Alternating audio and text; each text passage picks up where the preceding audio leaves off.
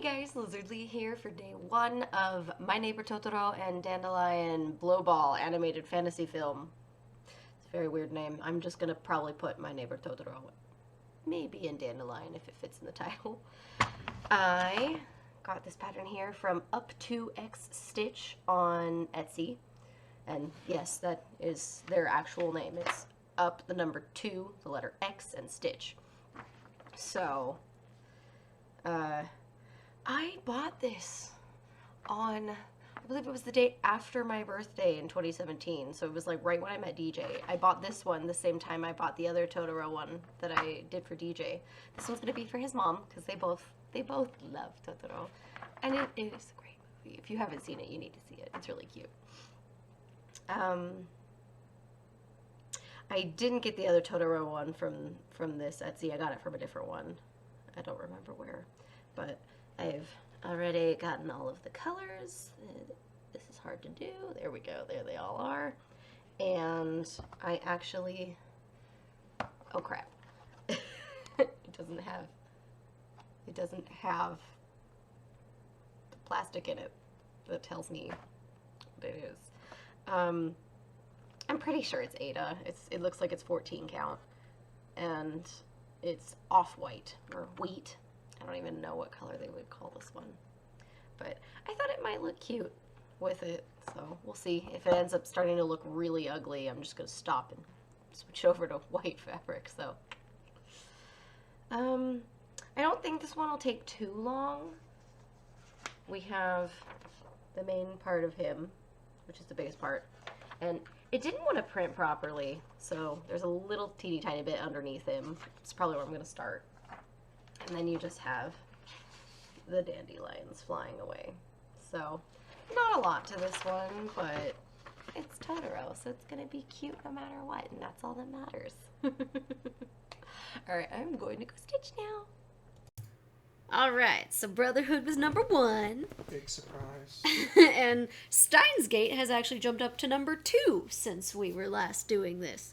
So, woohoo for Steins Gate being number 2. I was just saying this to David before we started. I liked Steins Gate a lot. It was really good. I don't think it deserves to be in the number 2 spot of all-time anime, but it's good. It's definitely worth seeing. Yeah. Especially if you like anime at all. It's a little more... convoluted? No, not just convoluted. It's a little more like for people who like anime is kind of what I'm going for. I can't think of the exact wording I want on that, but, you know, it's not quite as easy to access if you're not into anime, I think. It's still a good story, but it definitely is kind of like playing on the tropes of anime and whatnot.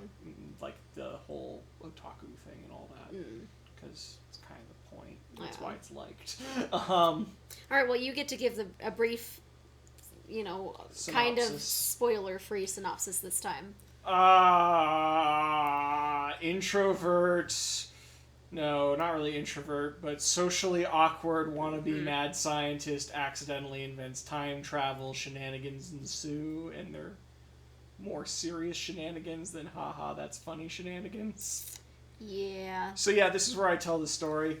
I had made Liz watch a variety of animes that would be considered not so happy. The most recent one, which had her like straight up ugly crying on the couch for good reasons.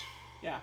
So I hate you, handsome. She was like, we should watch something happier and lighter hearted. And we're getting to the spoiler zone now, you guys. Kind of, yeah. I'm not gonna spoil everything, but yeah, spoilers probably from here on out.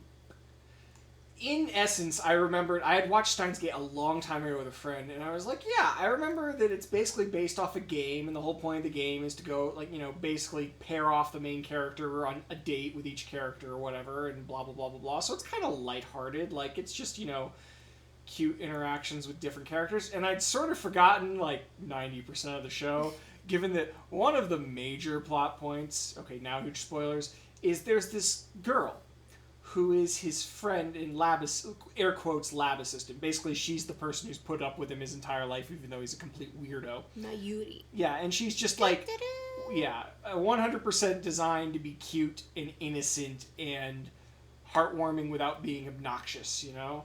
And they kill her repeatedly for an undetermined length of time in sort of a Groundhog Day nightmare-esque scenario over and over and over again, thus kind of kicking off the main climax of the plot. So not exactly the heartwarming thing we were looking for, and I had sort of kind of totally forgotten that. Yeah, they also killed the redhead at least once, didn't they? Oh yeah, and like the whole point is that like most of the characters have a bad ending where like they don't become who they are. One of them kills herself. That also made you cry. The bike girl. Oh, the daughter? Yeah. Did she kill herself on one? Yeah, she hangs herself. You cried. Anyways. I believe you. It's been a while since I've seen this, you guys, and I've only seen it the one time. Yeah. So it's dark. It's not out of this world dark, but it definitely is playing with some darker tones because it does curve into something happy and lighthearted-ish. But yeah, it first has everyone go through misery before they make them happy again. Yeah. So yeah. Mm-hmm. I don't know, I thought it was good. I liked it. I really liked the fact that it wasn't that they were physically time traveling, it was that they were sending text messages back in time. Yeah. I thought that was a really interesting way to handle that, because it's like, how many times would you be able to go back in time before it's like, you know, oh, my brain has gained the knowledge of 10 years versus my body has only aged 1 year in this time. Like, I don't know. Like, I feel like that's something that they would have to cover if it was you physically going back in time. But with text messages, like, I feel like that's not really a concern anymore. Because it's like, oh, this text message tells me to look both ways before crossing the street. Oh, that's why I would have died otherwise. Like, yeah. I don't think that actually happened. But it was stuff like that where it was like, oh, this text message tells me something. I thought that was really interesting. Yeah, and it's well done because of that. But it definitely... Not the lighthearted we were asking for. My bad. Instructions. Because you hate me. No, you it's hate fine. me. Everything's fine. I really liked how, okay, I have up pictures, because I couldn't remember anybody's names. Suzuha Amane, so the bike girl, yeah. She turned out to be the daughter of Itaru Hashida, the perv. Oh, yeah. And that, I got such a, I laughed so hard at that. It was a happy laugh. It wasn't like, oh, that's ridiculous. I liked that, because then he was just like, wait, I got this really hot chick in the future? Yeah! Yeah. I shipped Okabe and Kurisu. Whatever. The scientist and the redhead. I shipped them in the end. The main pairing. Yeah. Yes. I felt really bad for, what's her name, Luca? Well, the shrine boy who wanted to be a girl. Yes. There was one reality where Okabe, like, he sent a text message to the boy's mom and was like, oh yeah, if you eat more seafood you'll have a boy or whatever. Something like that. Or you'll have a girl. Yeah, he wanted to be a girl. So the mom supposedly ate the seafood and ended up having a girl. So Luca was born in the body she wanted, because she wanted to be a girl. Yeah. And they couldn't keep that one for whatever reason, right? Because, like, it was the computers got mixed up. Like, it was... There's a whole side story here of, like, secret entities running the Earth and CERN and all this stuff. And the big point is kind of the idea that even small changes have drastic consequences. So, yeah, even something small like that, like, oh, this person who everyone always confuses for a girl looks exactly the same, but now actually is a girl. Turns out because of that, you know, they didn't have a computer that they would have had, and that computers needed to do this. And so it's all kind of very cleverly weaved together. It's still very, like I said, you kind of have to be into anime culture and stuff to, like, really appreciate some of the characters, because otherwise I think a few of them come off as annoying. Literal cat girl and, Yeah, I mean, I like anime, and that was annoying. Yeah. Yeah. Well, she is supposed to be annoying. Yeah. But yeah. Well, I mean, and the pervert guy was annoying too. I that's generally don't like the pervert characters. Like, I am freaking loving My Hero Academia, you guys, and I'm really disappointed it's not higher on this list. I so far like My Hero more than Steins Gate. I But get that. I absolutely hate Mineta. He is one of the worst characters ever. He has an interesting power. Like, I would be interested in someone else with these powers, but I hate him. He's so perverted, and that's the only characterization for him. There is nothing beyond that for him, and I hate that. Yeah, it's pretty bad. It doesn't even. Well, we Like- can get to that when we talk about that. Yeah. Well, okay, what I was gonna say was the pervert in this show. Yes, he is a pervert, but he's also like what, a really good hacker? Is that what he? Yeah, and he's more like of a he was normal- really good with computers, and there was more to him than just being a pervert. Well, and they also do something with it, and the idea of the kind of being that, well, yeah, he's the standard, hasn't gone out much kind of nerd who doesn't really know how to behave properly around people and whatnot, and so the idea is he kind of gets over that when he finds out he has a daughter who he's met. So it's used for character growth, so there's actually somewhat of a purpose there. It's still not great, but yeah, it's way better than... I mean, there are actual perverts in reality. Well, yeah, so- no, I know, but, you know. But yeah, like when that's your only character trait, ugh. Do you have anything else to add? Those are the characters. Yeah, that... no, I know. I've also got it up. I'm just thinking if there's anything I wanted to add. No, I think like it's watchable. Oh, there's the quiet It's girl like what? too, who's also. Well, we've only seen the. I haven't seen the second season. I've Apparently, heard there's nothing two. good about it. Yeah, The so movie was okay. the first season is worth watching. It's definitely about pairing people off and sort of darker and serious I than didn't that. feel like he got paired off with anybody other than her. There's literally the episode where the boy who's now a girl. Well, yes, he's in love And then there's with the episode him, where he takes but the cat he does girl on a not date, and then there's the episode where he goes on a reciprocate. date with what's her name, Totoro, and then He there's doesn't reciprocate with them, does he?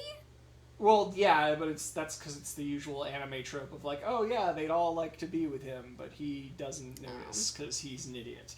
True. And he is a very, very, very big idiot in that Yes. regard. This is true. But yeah, it's like, as bad as all that may sound, it's actually well executed. I think that's why it's so high on many lists, because it was just well done, and it was, while darker than I remember, fun, you know? I mean, so whenever I'm trying to tell someone about this anime, I can never remember what it's called.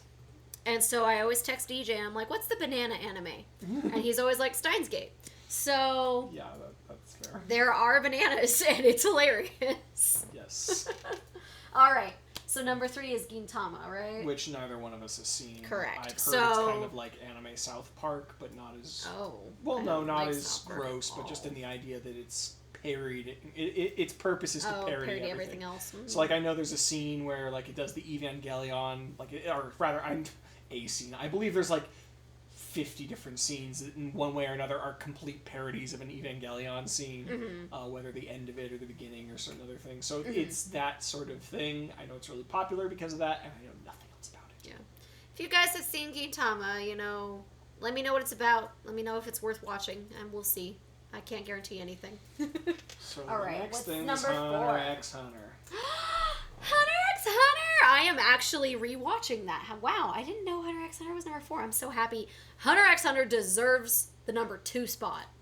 I like it more than the other 2. Well, I haven't seen Gintama, so I can't say on that. But I would say Hunter x Hunter is better than Steins Gate. Hunter x Hunter is amazing. Probably agree, yeah. I absolutely loved it. Hence why I'm watching it again. So yeah. It's by the same guy who wrote Yu Yu Hakusho, and that is my second favorite anime of all time. So I was almost already guaranteed to like it going into it. Yeah. Do you want to do a synopsis for Hunter x Hunter? Sure. Spoiler-free synopsis would be sort of traditional shonen, like, oh look, here's a team of people with powers, but executed a lot better. Like, Well, this actually is a perfect jumping off point from the previous episode where you were talking about Brotherhood, because you mentioned Hunter x Hunter. yeah, like they expand very, very the well. It abilities. feels more. If you've ever watched shonen, if you don't know what that means, like, okay, Naruto, DBZ, those things. Action anime. First of all, you've got kind of your traditional group of characters, so you've got your core group, and then they're going to power up, and there's usually one person in the core group who's better than everybody else, Or you get stuff like Yu Yu Hakusho, which this guy also did, where, okay, everyone gets their moment of being really, really cool. But if there's a problem in the world, the core group is going to solve it, and they're going to be the only ones who solve it, and it's always all the chips on the table, the whole world, everything. And Hunter is good because it doesn't fall into that, or at least not nearly as hard. It's got a lot of characters. They're all really well written. It gives them all good attention, and they're not always the center of the universe. And sometimes their problems, like, they are definitely like, oh my god, the world's gonna end stuff a lot, but it's still handled on a smaller level. Like, yeah, the world's gonna end, but you can't stop it. You're going to go deal with this part of the world ending. Everyone else is going to go deal with that part because you're not good enough because you suck or whatever. And it just, like, it's realistic. It takes a while for it to get there, but once it gets going, it really gets going. And that's probably the end of spoiler-free area. Yeah, so my favorite character outside of the main, like, 4 is Grandpa. I love Kilo as Grandpa. He has dragon stuff, and that's the best to me. But of the main 4, Killua is my favorite. Like, he's the Hiei character. Yeah. And I loved Hiei, so Yes. it makes sense. But, I mean, at the same time, he is... He's genuinely just an interesting character. And then he uses freaking yo-yos to fight. I love that in Yu Yu Hakusho. I love the kid using the yo-yos. Because I was like, this is so stupid. This is going to be a horrible fight. He has yo-yos. And then it just blew my mind. Because I was like, holy crap. Like, he's about to kill Kuwabara with these freaking yo-yos. And the guy took it to the next level with this one. Because Killua also has lightning powers. Which is just spectacular. So... You can talk about your favorite now.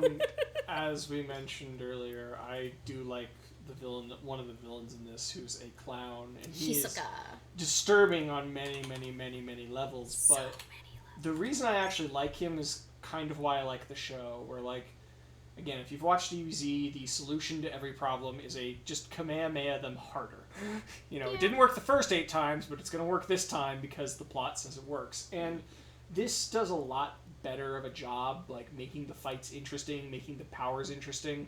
And Hisoka's fight with a specific character is the first we're in the spoiler zone. Go for it. Yeah, no, I know. I don't remember his freaking name. It's which the guy fight? who makes a body double at the tower. Body double in the tower. Yeah, he can clone himself, and it turns out he shouldn't have because they're trying to teach Net. Like, there are times where the show gets a little too into its own systems, but it thankfully doesn't require that encyclopedic knowledge that drops on you to follow it. But yeah, like, the fight goes, there he is, no, right there, second. Castro, yeah. The fight against Castro. Oh, in the tower. Okay, yeah. I thought you were talking about the tower that I'm currently watching on, and I was like, we don't see Hisoka in the tower? No.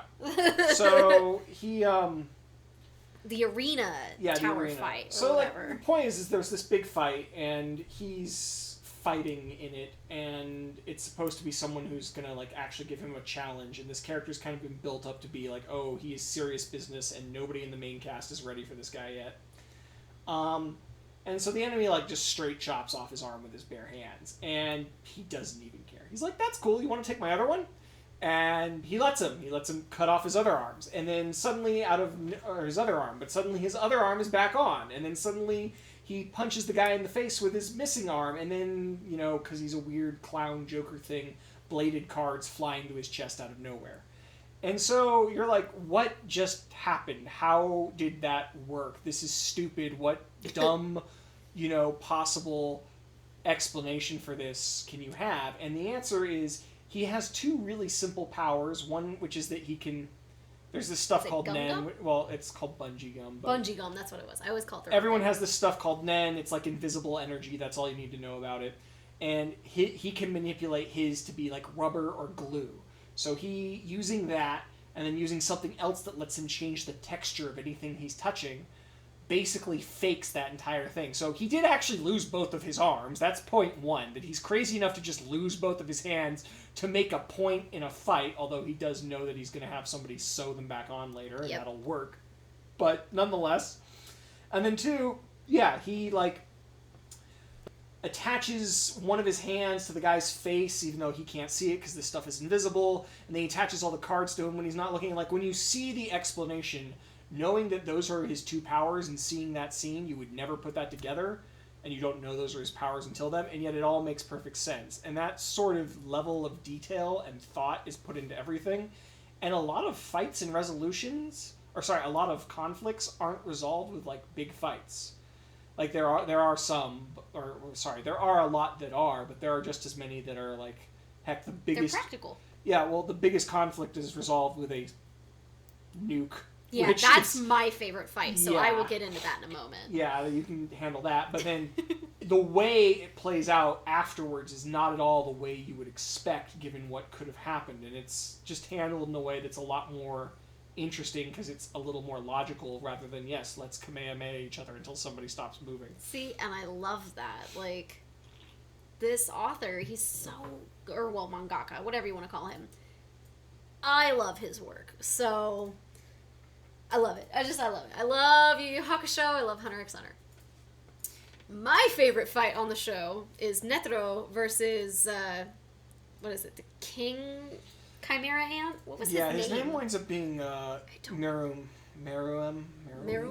Something like that. I forget what it is. I don't remember.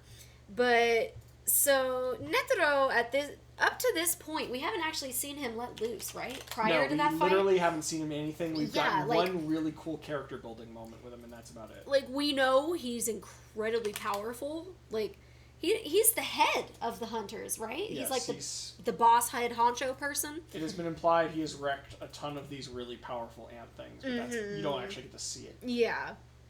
And so he comes upon the king of the Chimera Ants, who is the strongest of his group of people. And at first, I think I was actually telling you that I was worried they wouldn't actually show the fight. They would just show the aftermath. Because I was like, I want to see Netero let loose. Like, this dude has been hyped up so much that either what we get won't be good enough, like it won't show me what I want, or they won't show it at all. And I'm so thankful I was wrong, because that fight was spectacular. So, the scene that I just watched in season 1 has Netero trying to keep a ball from Killua and Gon. And they're fighting for a few hours, and Killua is like, man, what's the point of this? Like, we're never gonna beat him. We could be fighting him for a year, and we will never get that ball from him. And Gon's like, what are you talking about? So Killua's like, dude, he hasn't used his right hand or his left foot or his left leg this entire fight. He hasn't at all. And Gon's like, oh wow, you're right. So this dude can keep a big ball, by the way, away from two very, very quick and strong kids, only using 2 of his main limbs. Like, it's crazy. So, like, you have an idea of how good he is, because Gon and Killua, they aren't super badass at this point, but, like, you can see that they're good. Above the curve. Yeah.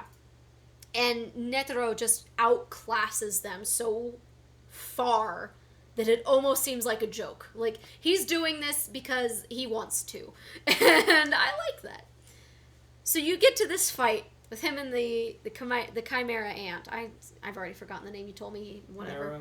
Neruem. The king is probably the easier The king, there we go. Okay. That's what he's known for, like, 90%. I might forget that. We'll see. Mm-hmm. And he starts moving his arms, and then he gets this... It's not Buddha. The thousand... It's a Buddha, yeah. Is it a Buddha? It's been a while. Hindu, Buddha, sort of. Yeah, I'm has always like bad at this. 100 arms. Yeah. And they start fighting. And you're just like, holy crap, Netero is going to just crush the king. This is going to be, like, so one-sided. And it starts off that way.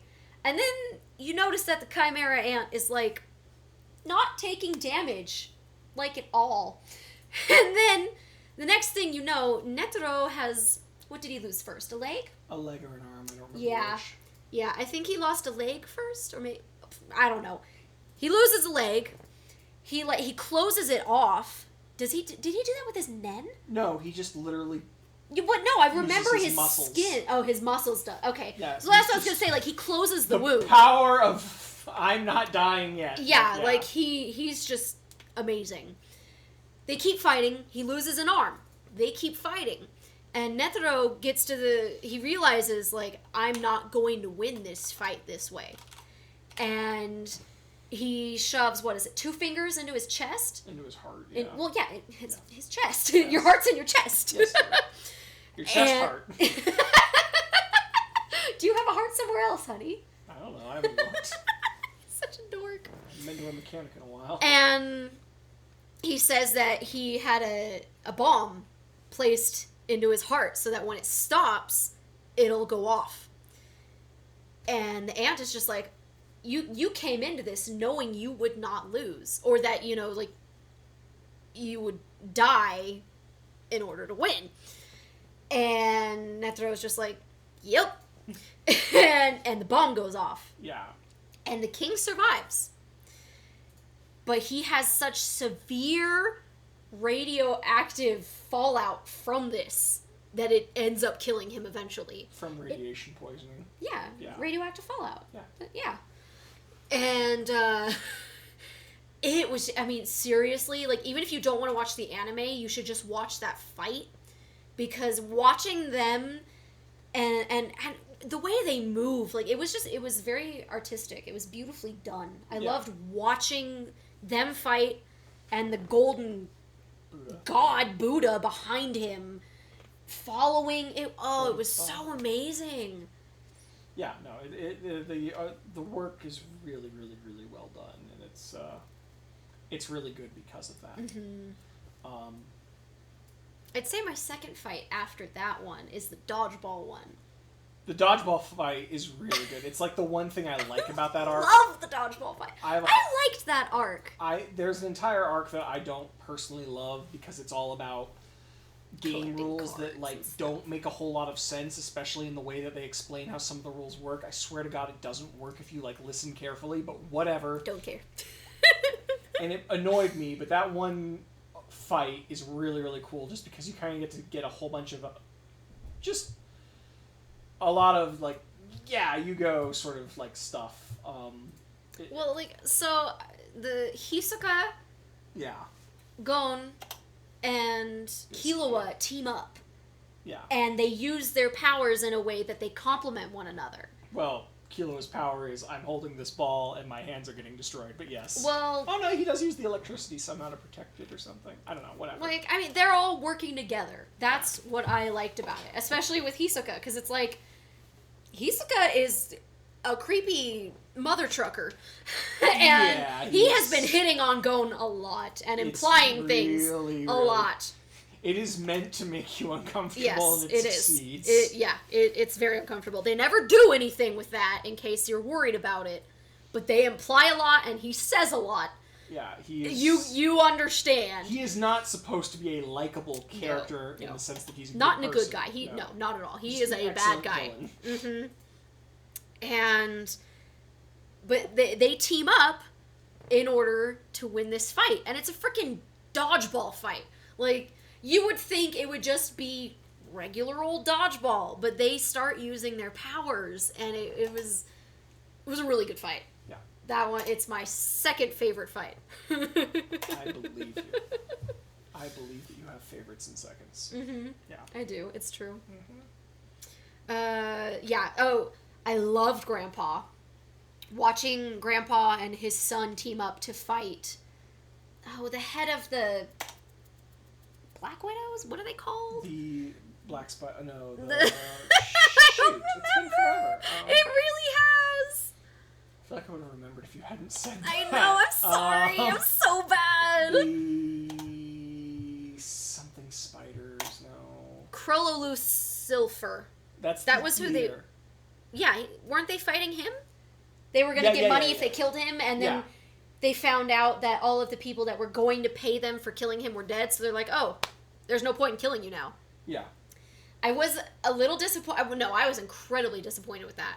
Because I was like, this is Killua's dad and Killua's grandpa. Like, this is going to be amazing. And this is Crollo, the head of the bad guys, the Phantom Troop. There we go, yeah. I did not remember. I found it on Google. I'm sorry. Well done, dear. I'm a cheater. It's all right. So I was like, this is going to be an amazing fight. Because Crollo, he steals people's powers, right? And he has, like, that book where you can use one at a time. And I thought that was interesting. Like, we only find out about a few of the powers he has in there. But he has a ton more, right? Anime. Well, there's a whole bunch I haven't read the manga, so I can't say anything about that. In the anime, we only see a few of the powers he uses. So I was just like, I was excited when it started that we would get to see all these powers. And then we would get to see Killua's family let loose and see what this family of assassins can do, what they're capable of. And does Grandpa bust out the dragon in that fight? Is that when it was? Yeah, there's a dragon in that fight, yeah, freaking loved it. But then it's put to a stop because they're not going to get paid if they kill him. And I can understand why. Yeah, like, what's the point of attacking and killing someone and risking anything if we're not going to get paid for it? And then Crollo's just like, oh, okay, cool, bye. Like, he's done with the fight, too. Probably because, I mean, not only was he outnumbered, well, I mean, we don't even know if he was outclassed. No. I mean, it looked like he was losing, but that doesn't mean he was going to lose. Again, in the anime, or in the manga, I'm not that far, or rather, I know that because there's another scene where one of the big things that the creepy clown guy wants is to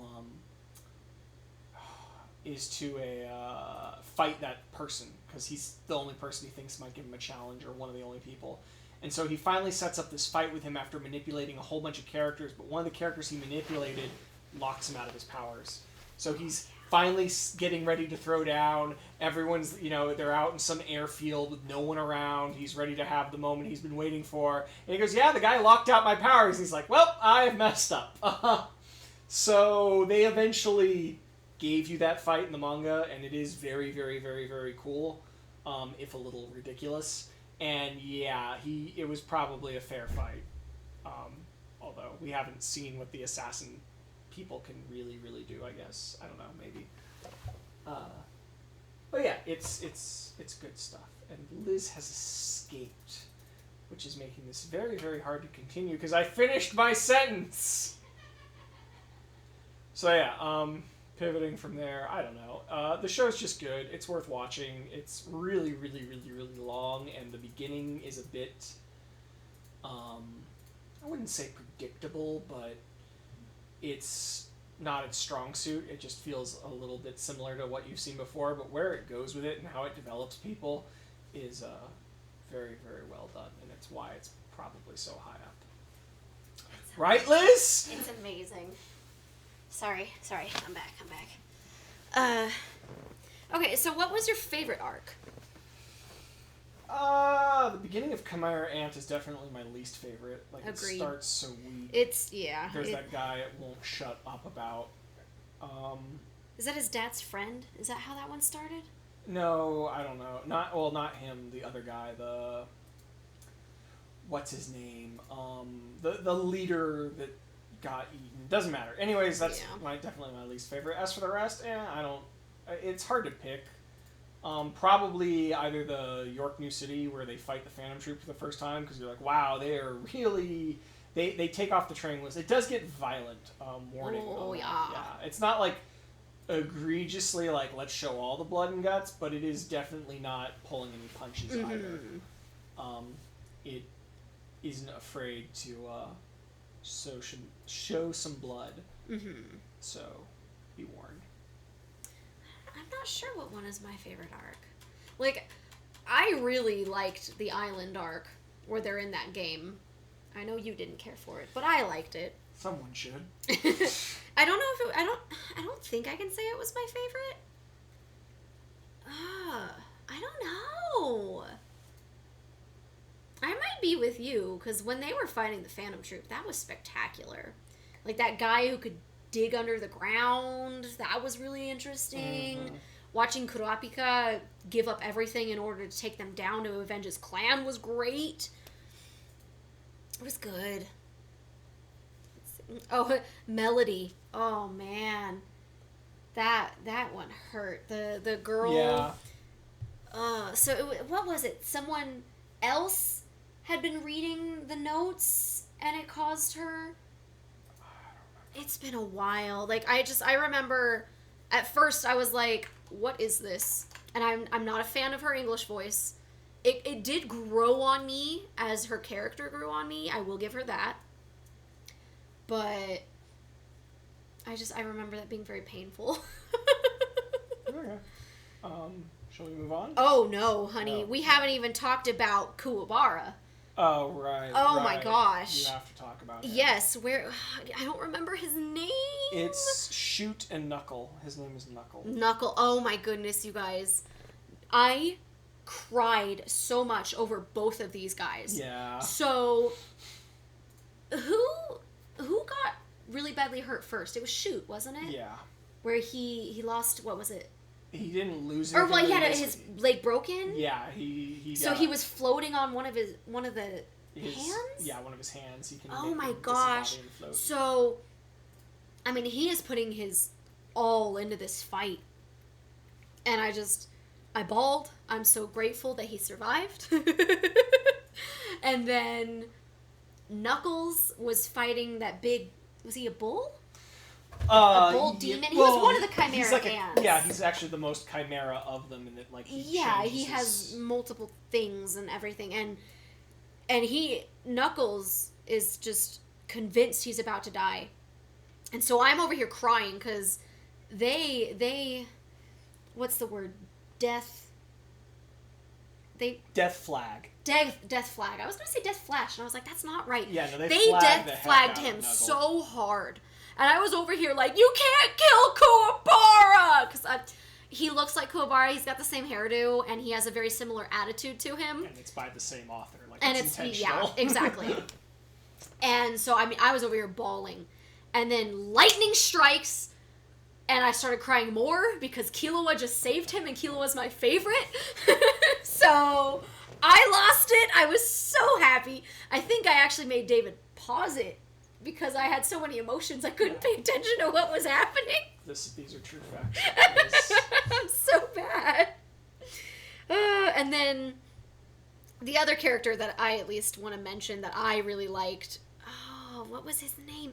The one, he lost all his hair, or his hair went white. Oh, I don't remember his name, but the portal guy. Yeah, he was amazing. He had such an interesting power, and they utilized that in a great way. Nov. Yeah, Nov. And so they had him sneak into the Chimera Ant location to try and create a portal to get them as close as possible to where they needed to be. And he senses the power of the King Ant, right? Was it the King? Not even the King. Or was it It's one of the others. It's P2, yeah. P2? Is that who it was? I couldn't remember. And it just overwhelms him and frightens him so badly that his hair turns white and it starts to fall out. Like, dude is freaking traumatized by this. And he's still able later to bring them through his portal to try and take out the Chimera Ants. Which I think just really speaks well to his character, that, like, he powers through that fear. I'm gonna cry. I really liked him. Yeah, you did. I really like these characters. Like, they did a really good job. Another one that I just saw, Meliorion, the chameleon. Yeah, you like the chameleon. His power was really interesting. He was invisible, completely invisible, so long as he held his breath. And I was like, that's so stupid. But then they actually worked it in really, really well at times. What was it, him and Knuckle that were able to get through? Yeah. That was the hard he worked with Knuckle, yeah. Yeah. And they just booked it out of the room. Like, they really did a good job with that power, where my initial reaction was, well, that's stupid.